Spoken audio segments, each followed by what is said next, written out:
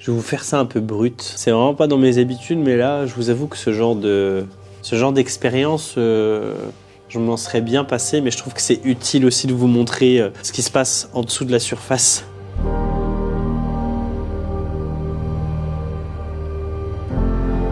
Comme vous allez le voir, je me suis rendu sur la Loue, vers Moutier, Haute-Pierre et Lot, qui fait partie d'une rivière mythique, une rivière qui est très connue en fait, qui est connue en France entière. Enfin, c'est un joyau, quoi. Vraiment, comme le disait Tanguy, c'est une rivière exceptionnelle. Et aujourd'hui, j'ai voulu me rendre sur place parce qu'il y a 4 jours, j'ai vu Tanguy et Jean-Marc qui ont posté des photos alertant les gens et comme quoi il y avait la présence de saproléniose qui était présente sur la Loue. Putain, c'est triste, hein. Oh, c'est triste, hein. Elle est horrible. Elle est horrible. Et donc je m'y suis rendu sur place pour constater vraiment ce qui se passait réellement et pour comprendre un petit peu à quoi tout ça est dû, quoi. Comment on peut en arriver là en 2025, d'avoir une rivière aussi belle mais aussi crade. On est arrivé sur place, on a déjà regardé un petit peu sur la réserve de pêche à Moutier, puis là on a constaté tout de suite, on a vu les premières truites. Première truite qui était un petit peu mycosée sur certaines dorsales, certaines caudales. Puis là, on a vu les premiers poissons morts. On a regardé de manière mais vraiment impuissant, quoi. On pouvait rien faire à part filmer. Et là, même si je croyais Jean-Marc et Tanguy, j'avais besoin de filmer ces moments-là pour vous le montrer, pour que vous me croyiez aussi que bah ouais, la Loue en janvier-février, elle est comme ça.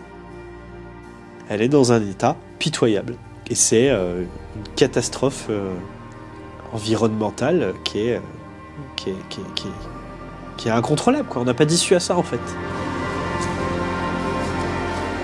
On va voir si on en voit.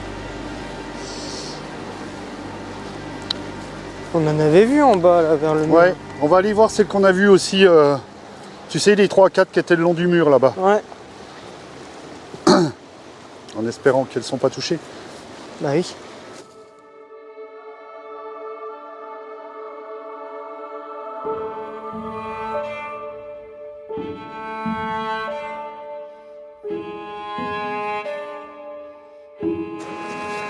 Tiens, là, c'est un poisson, ça? Ouais, encore Ouais, c'en est un, là. Ouais. Ouais. Et je pense que... Ah non, c'est celui... Ouais, une belle truite. Ouais, là, c'est un des spots propices on a une là-bas en face qui est... pour de belles pêches. Qui est posée là-bas. Ça fait vraiment mal au cœur de voir ça, quoi. Là, c'est des spots qu'on adore pour la pêche. La plupart, ils se sont laissés dévaler dans les grilles ou les barrages. Mais voilà, c'est désastreux, quoi. Alors sur Villafan, on y allait, je suis allé aux barrières, il n'y avait rien. Ouais. Je suis allé sur le pont, bah, j'ai pas vu non plus énormément de poissons. Aux barrières, on en a vu 2-3 de truites, hein, Tanguy. Ouais. Enfin, qui était en forme. Qui était en forme. Voilà. Surpris, ouais. On a vu des poissons en forme avec Tanguy sur Villafan. Ça allait. Sur la passerelle à Ornans, j'en ai vu des mortes. J'en ai vu plus bas. Je vais descendre demain à Clairon pour voir s'il y a des choses. Mais le plus que j'ai vu, c'est là où il y a la concentration la plus importante de poissons, c'est Moutier et l'eau. Hein,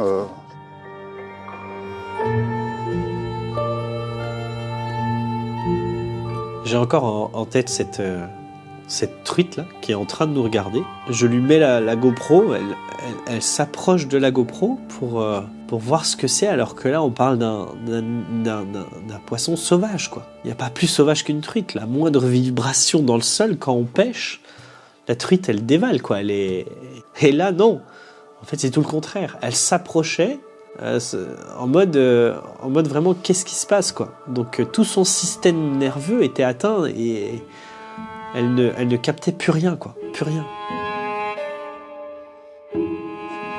Je crois qu'on peut pas mieux faire en termes de messages qu'on va passer par vidéo, parce que la truite, mais bon, je pense qu'il lui reste quoi, quelques jours. Oui, quelques jours. Ouais. Là, on lui a approché la GoPro. Elle est complètement aveugle. Non, complètement aveugle. C'est un poisson qui est malade depuis... Ça va vite, ça, quand elle chope le... Oui, j'ai l'impression, parce que les premières qu'on a vues lundi, elles sont plus là. Elles sont parties dans les grilles, elles sont parties dans le courant, elles sont plus là. Celle-là, si je reviens demain ou après-demain, je pense qu'elle est plus là. Elle est plus là. tous les ans, c'est récurrent, à peu près à la même période. Et encore, là, c'est le début, mais mars, avril, ça va être, à mon avis, on va voir un pic encore. On fait que de constater, on fait que de relayer, que de dire, on essaye de se battre, mais bon, quand on réglera ce problème de pollution, nous on est dans le bas, on récupère toute l'eau des plateaux, Pontarlier ça s'agrandit et voilà quoi. Donc les eaux usées et tout, ça suit plus quoi. C'est en plus des lisiers, en plus de tout quoi. Faut alerter encore, mais bon on fait que ça. Vous êtes les relais aussi et les APPMA, mais on a l'impression d'être seul quoi. Donc ouais. Les cormorans, les harles sont en train de finir le travail. La PPMA, là, on est en train de poser des linéaires de ficelles pour les repousser, mais on déplace le problème. Et les ombres OMBRE. Voilà, donc ça fait... Tout à fait. Donc ça fait partie de la famille des salmonidés. Alors pour l'instant, on voit des poissons... Il me semble qu'il est avec un journal qui veut le faire justement un petit article dessus. Il y a déjà eu France 3 qui a fait un article. On n'en peut plus quoi. Enfin, chaque année, c'est tout le temps la même chose. Nous, c'est notre rivière de cœur, la Loue. C'est un joyau, c'est un patrimoine qui est en train de disparaître là. La truite zébrée en France, il n'y en a que dans le bassin méditerranéen. Et là, on est en train de perdre une des plus belles rivières. Donc voilà, on essaye à notre petite échelle de transmettre, de dénoncer. Mais on le sait qu'il faut partager, même si voilà, on reçoit des gens qui nous disent oui ça sert à rien tout ça, mais on est obligé, il faut montrer qu'on est là parce qu'en fait elle le mérite cette rivière. Il faut partager parce que si on fait rien, après tout le monde va se donner à cœur joie de faire encore plus de pollution et là on va la perdre définitivement. Donc là en fait c'est un peu le dernier espoir qu'on a. On va sur un endroit où Jean-Marc avait vu avec Tanguy une truite, une grosse truite quoi, de 50 quoi, qui avait quelques champignons. Et là on arrive, qu'est-ce qu'on voit ? On voit la même truite, mais avec 3 fois plus de champignons. Et là je m'approche, je me dis Bastien tu vas faire doucement. En fait tu fais doucement mais ça sert à rien. Elle capte plus rien, elle comprend plus rien. Elle est complètement amorphe et c'est plus un poisson sauvage. Et là je m'approche, je vais sous l'eau et là je tombe sur une truite mais magique quoi, magnifique quoi. Genre l'Adidas qu'on rêve tous d'avoir, poisson de 50, avec des sangsues un peu partout, et dans un état mais catastrophique quoi.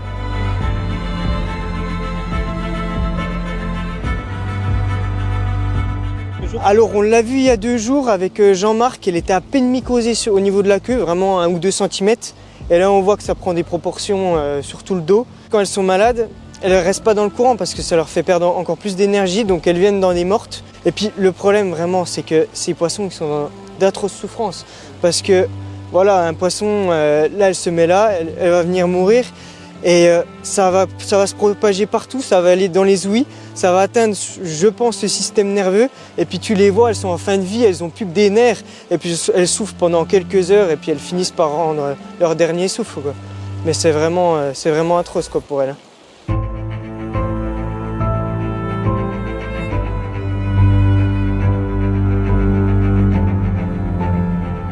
Ça fait une semaine que voilà, les nuits sont compliquées parce que ces poissons sont en train d'agoniser une fois de plus. Hein. Première manifestation sur le bord de la Loue en 2006, il y a encore quelques graffitis sur Vuillafans. En 2006, on était en rendez-vous ici et on dénonçait déjà ces mortalités plus ou moins importantes. À l'époque, on avait un cheptel de poissons qui était relativement important. Là, maintenant, depuis lundi, je m'aperçois d'une mortalité énorme. Mortalité, je ne pourrais pas le dire, en fin de compte, je pourrais dire maladie sur des poissons parce qu'en fin de compte, je viens le lundi et quand je repasse le mercredi, je vois plus de poissons, quoi. Je vois plus rien. On a vu tout à l'heure un poisson qu'on avait vu avec Tanguy, avec quelques points blancs sur le pont de Moutier. On s'aperçoit qu'aujourd'hui, il a un placard de 10 cm sur le dos. Donc, on va se dire qu'en 2 jours, la maladie s'est étendue de 50% à peu près. Je suis au bord des larmes quand je vois cette rivière qui est ma passion, qui est ma vie, je passe ma vie dans l'eau, quoi. Je passe ma vie au bord de cette rivière et je me dis, mais si j'ai plus cette rivière, qu'est-ce que je vais faire? Qu'est-ce qui va se passer, quoi? Comment passer de ça, de cette nature magnifique à plus rien, quoi, à plus rien. C'est vraiment un désastre qu'il y a en ce moment. Tous les ans, on voit ça sur la Loue. Il y a tout plein de facteurs de pollution qui fait que le milieu est impacté. Donc c'est inquiétant. Donc si tout le monde se mobilise, on peut arriver à faire quelque chose d'intéressant. J'ai contacté Le Monde aussi, j'ai contacté, voilà, j'ai envoyé des courriers à pas mal d'assos, j'ai contacté l'OFB aussi, l'OFB n'est pas présente, ils ont des problèmes en ce moment avec, avec les politiques. Avec le gouvernement. Ouais. Voilà, donc ils sont bien ciblés et donc ils sont en grève actuellement, donc ils ne se déplaceront pas. Voilà, les présidents de pêche, les APPMA, tout le monde est au courant, tout le monde est réactif.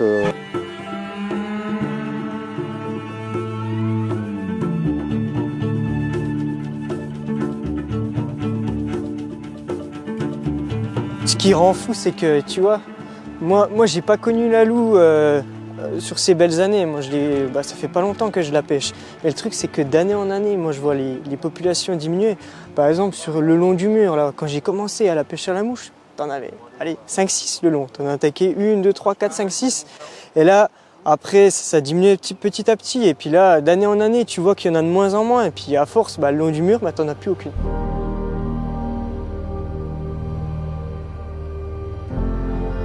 Mais après, c'est ça, c'est le après. Et après, qu'est-ce qu'on fait? Alors on est tous des amoureux de la rivière, on se retrouve là, un petit nombre, on n'est pas nombreux aujourd'hui parce que c'est difficile de mobiliser 120 personnes en 2 jours. Mais en tout cas, qu'est-ce qu'on peut faire? Moi c'est ça, je cherche une idée, comment pourrait-on mobiliser les gens, comment pourrait-on toucher les gens. Souvent, je me dis, il y a autre chose aussi, c'est que cette rivière-là, cette eau qui coule là, il y en a 80% qui est prélevée aussi pour notre boisson favorite, quoi. On boit cette eau, quoi, tous les jours, et on s'aperçoit que tous les ans, notre facture d'assainissement augmente. On s'aperçoit que l'année passée, à Sémézières, on a quand même un village de 400 habitants qui a été privé d'eau pendant presque 2 semaines parce qu'il y avait un taux de pollution trop important pour la consommer. Le problème, il existe depuis hyper longtemps.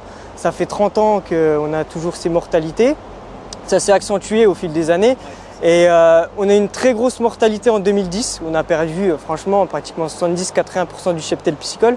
Donc la loue était réputée avant dans le monde entier. On avait des Japonais, on avait des gens de toute nationalité qui venaient sur la loue. Il y a eu des études de fait. Donc suite à cette grosse mortalité, on voit quand même que la cause majeure, et eux aussi le reconnaissent, c'est l'agriculture. Parce qu'en fait, on a une surproduction. On n'a rien contre la production de comté, mais en fait, c'est une surproduction. Ouais, la surface agricole est trop petite. Et en fait, c'est la surproduction et l'exportation. Jean-Marc, il était à Dubaï. Il a été dans un truc pour acheter des aliments. Il a vu du comté qui venait d'ici, quoi, à Dubaï. Il y en a en Chine, il y en a partout dans le monde. La surface agricole, la Franche-Comté, c'est tout petit. Si c'était produit nationalement. Mais là, c'est vraiment hyper concentré. On a un sol qui est hyper mince. Il est tout fin, en fait, le sol. Et en fait, la végétation, quand ils épandent du lisier, elle n'a pas le temps d'absorber et tout finit dans le sous-sol. Et le sous-sol, il est calcaire. Donc le sous-sol calcaire, en fait, c'est comme un gruyère. En fait, tu as plein de petites cavités partout et tout est entremêlé. Et en fait, du coup, quand le lisier, qui est liquide, va dans le sol, tout finit à la rivière à un moment donné. Il n'y a pas que les poissons, il y a aussi tout ce qui vit, parce que c'est une destruction massive de la faune, de la flore, c'est une destruction aussi de tous ces oiseaux, de toutes ces chauves-souris qui s'alimentent aussi de tous ces insectes qui volent. Et je me dis, mais qu'est-ce qu'on peut faire? Et je suis complètement impuissant depuis une semaine, j'ai tout fait ce que je pouvais. Malheureusement, je connais l'issue, mais j'ai pas de solution. Là, je rencontre Jean-Michel, donc qui est un ancien président du coin, et puis qui me dévoile des choses avec ses analyses scientifiques. Et là, il me dit des choses, mais qui me sidèrent, quoi. J'en reviens pas. Je n'en reviens pas. On a mis 4 ou 5 ans pour bien comprendre le problème et puis savoir d'où ça venait. Et puis on a monté une branche du SAMU de l'environnement pour la Franche-Comté. Et là, moi, j'étais le spécialiste de la com. Après, quand on a fait le SAMU de l'environnement, on a décidé d'avoir une démarche plutôt scientifique et surtout de ne pas communiquer, de régler les problèmes en direct avec les pollueurs. Par contre, quand ça se passe comme avec Monin puis qu'ils se foutent de notre gueule, là on appelle les radios, les télés et puis on lâche le morceau. Mais si tu cherches les nitrates par exemple un jour, quand tu as une période de 2 mois de sécheresse et puis que tu as eu un gros coup de flotte à ce moment-là, ça va monter de 5 mg par litre à 70 mg par litre. 2 heures après, il n'y aura plus que 30 et puis 4 heures après, tu seras retombé à 10. Donc si tu fais pas une analyse, je dirais au moins tous les quarts d'heure, tu rates tout, quoi. Il faut montrer ce genre de choses. Il faut qu'on le montre. Pour nos enfants, il faut Putain, faut qu'on fasse quelque chose, quoi. Depuis 2006, la Loue, elle est en train de mourir. Depuis 2006, je sais pas si vous vous rendez compte, ça fait 20 ans, en fait, que la Loue est en train de crever. La Franco-Suisse est touchée, le Cusançin est touché, le Lison est touché, le Dessoubre est touché, toutes nos rivières, tous nos joyaux, parce que c'est des joyaux là qu'on va perdre, quoi. On continuera à se baigner, on continuera à faire du canoë-kayak, on continuera à apprécier la beauté des lieux, mais en tout cas, on verra plus de vie à l'intérieur. Nous, ce qu'on veut, c'est se mettre en lien justement avec les politiques agricoles pour justement trouver un terrain d'entente. Et moi, le seul terrain d'entente, c'est arrêter l'exportation de masse. Ils n'ont pas besoin de manger du comté en Chine, à Dubaï, aux États-Unis, machin, et en faire un produit de qualité qu'on vendra plus cher, mais moins. Voilà, moi, je vois que ça. Le ruisseau où vous étiez à Siratu, moi j'ai fait des analyses, c'était à l'époque où les Indiens sont venus à Ornans, puis ils ont fait leur marche pour la Loue, et voulaient prélever de la flotte dans une source pure, et puis reverser ça à Ornans en faisant leur marche et leur prière. Un truc complètement bidon, c'était juste pour relancer le pot. Ah oui, c'est du théâtre, ils ont inventé ça de toutes pièces. Enfin, c'est ce que les Indiens m'ont dit.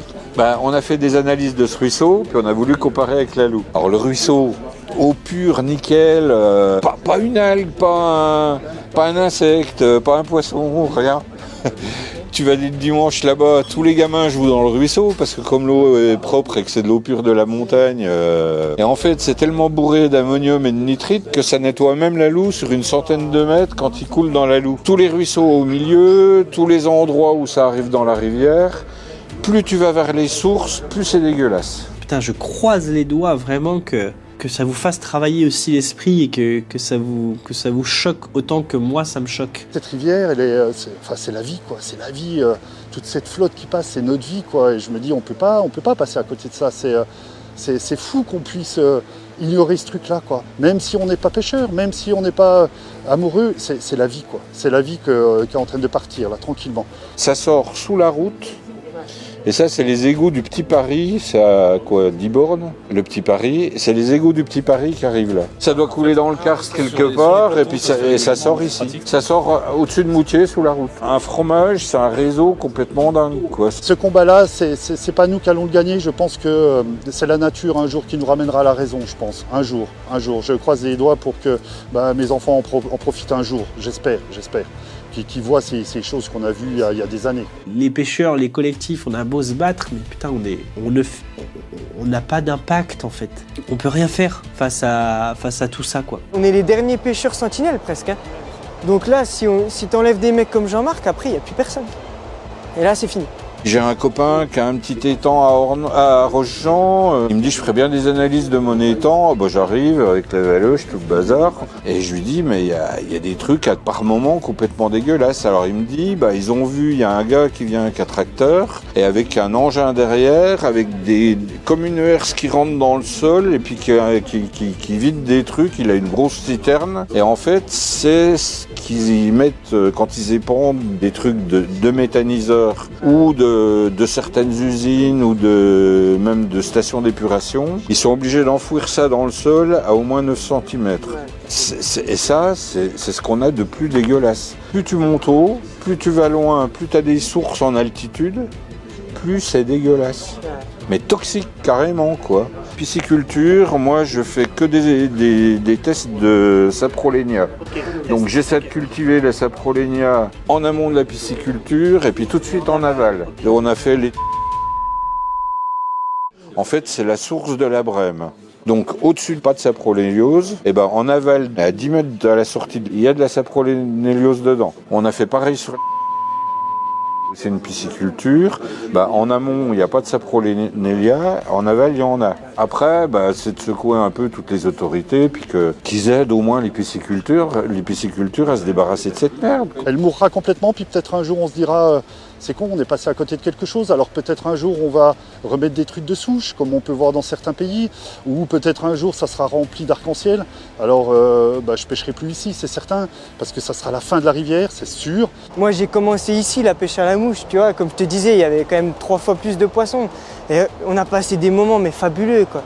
On était là, moi j'ai appris, je savais à peine pêcher, je mettais une mouche d'ornans, voilà, j'envoyais, puis là t'avais des belles trucs qui gobaient, mais là je suis là qui veut débuter la pêche à la mouche là. Il va faire quoi? Là je suis très inquiet, franchement je suis hyper inquiet. Et on n'en parlera plus dans 2-3 mois, on n'en parlera plus. parce que ça sera les beaux jours, parce qu'il va y avoir des belles truites qui vont gober. Là aujourd'hui, ils passent le glyphosate sur les sapins, sur les gentianes. Ils passent du glyphosate, tout ça pour avoir plus de secteurs d'herbe. Après, ils passent le casse-caillou. Et puis une fois qu'ils ont bien ratatiné ça, que c'est bien plat, et ben, ça devient des champs de pissenlit, exactement comme les champs de la plaine. Le comté faisait une pub en disant il y a toutes ces sortes de fleurs dans ce que mange une vache. C'est pour ça que le comté est bon. Maintenant, t'as plus que du pissenlit. Hein. Le reste a disparu. L'année dernière, il y a 2 ans, il y avait des alevins en pagaille. C'était génial. Mais les alevins, il y a moins de poissons, il y a moins d'insectes. Les poissons bouffent des alevins. Tu vois, même la frette cette année, il en a filmé. T'as une truite mâle qui est derrière une femelle pour mettre sa laitance dessus. Et puis normalement, elle chasse les concurrents qui essaient de faire pareil. Mais là, les concurrents, ils faisaient pas du tout pareil. Ils venaient juste bouffer les œufs. Et toujours se battre en fin de compte, parce que chaque fois que tu présentes une vidéo, bah, tu te retrouves confronté à d'autres personnes qui ont à perdre avec ces vidéos que je diffuse, parce qu'en fin de compte, bah, c'est leur boulot, indirectement ou directement. On loue des gîtes, je loue un gîte aussi. Moi, si j'accueille plus mes pêcheurs, bah, c'est aussi quelque chose qui va s'en aller, parce que non seulement c'est un attrait financier, mais c'est un attrait aussi sur la rencontre, sur l'échange, sur le partage, et tout ça, en fin de compte, ça va s'arrêter. Et quelle tristesse, mais quelle tristesse. Alors, je crois que ça dépasse vraiment, ça a dépassé tout le monde. Et puis je pense que quand tu es conscient, quand tu sais vraiment ce qui se passe, tu es encore plus dépassé que jamais. Tu te dis qu'est-ce qu'on fout là, c'est foutu, c'est mort. Cette rivière va mal et on le sait depuis 2006 où ça fait 20 ans, c'est incroyable, ça fait 20 ans. Les uns accusent les autres, il y en a qui vont dire c'est l'agriculture, les agriculteurs vont dire ouais mais l'assainissement, allez voir de ce côté-là, et plus tout le reste quoi. Bayrou veut faire sauter l'OFB, sur demande des agriculteurs aussi. Allez-y les mecs, pétez tout, faites comme vous voulez. Et on se retrouvera en février 2026 pour de nouveau constater la même chose, que la Loue est encore une fois en train de mourir.